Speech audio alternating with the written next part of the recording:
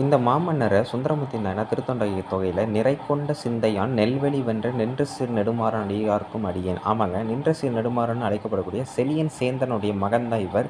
இவர் தான் பின்னால கூன் பாண்டியன், அரிகேசரின்னு அழைக்கப்படுகிறார். மங்கையர்க்கரசியாரை திருமணம் செய்து கொண்டவர். அதே மாதிரி திருஞான சம்பந்தரால சமணத்திலிருந்து சைவத்திற்கு மாறியது மட்டுமின்றி 8000 சமணர்களை கழுவில் ஏற்றியவரும் இவர் தான். ஏன்னா அந்தளவுக்கு சமணர்கள் செய்த அட்டூழியம் ஜாஸ்தி.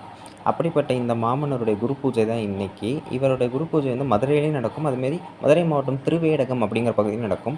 ஐப்பசி பரணி இன்னைக்கு கடைசி நாள். அதனால் இன்றைய நாளில் அவருடைய குரு பூஜை நடக்குது. நம்ம அரிகேசரிங்கிற பட்டம் கொண்ட இவர் எண்ணற்ற போர்களை வென்றிருக்கிற 2 செப்பேடுகள் இவரை பற்றி குறிப்பிடுறாங்க. ஒன்று வேள்விக்குடி செப்பேடில் குறிப்பிடுறாங்க, இன்னும் மாதிரி பெரிய சின்னமனூர் அப்படிங்கிற செப்பேடில் குறிக்கிறாங்க. 640லேருந்து 670 வரை ஆட்சி செய்த ஒரு பாண்டிய மன்னன். 63 நாயன்மார்களில் மன்னர்களுக்குள்ள இவரும் ஒருவர்.